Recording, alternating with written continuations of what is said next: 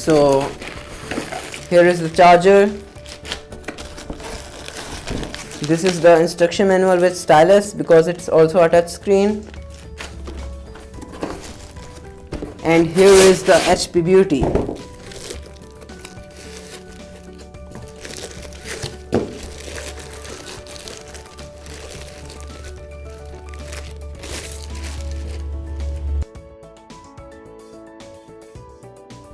It has a stylish solid aluminum casing and a natural silver color which make it looks elegant.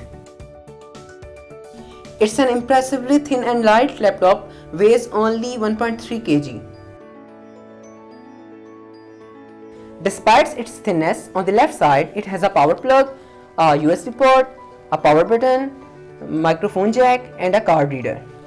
And on the right side it has a volume rocker, a fingerprint reader, a USB port type C, but this port is not used for charging, a USB port and an HDMI port.